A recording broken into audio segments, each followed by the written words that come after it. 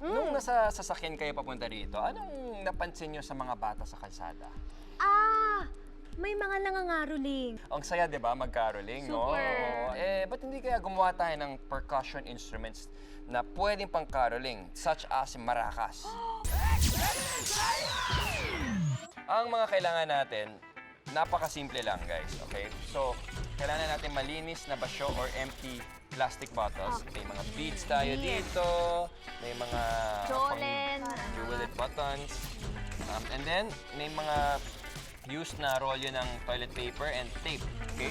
So, very simple. Girls, kayo na. Pili na kayo ng gusto nyong ilagay sa inyong maraka.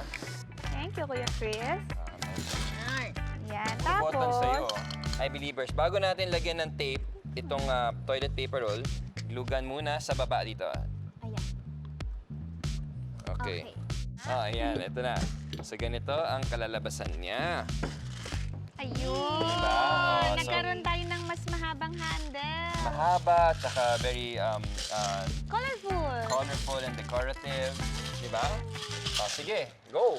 Jingle bells, jingle bells, jingle Ito. all the way. 5 pesos, 5 pesos. Wala ka naman Thank you! Thank you! Ang mabait niyo po. Thank you! Ang maracas ay halimbawa ng percussion instrument na idiophone. Nakakagawa ng sound ang idiophone dahil sa vibration ng sarili nitong parts. Karamihan ng percussion instrument ay pinapatunog sa pamamagitan ng paghampas, pagkiskis, pag-shake o pag-pluck. May percussion instruments na pwedeng itono para makagawa ng melody. Yung iba naman ay gamit sa paggawa ng rhythm, yung malakas, regular at umuulit na pattern o kumpas o tibok nung tunog. I believe.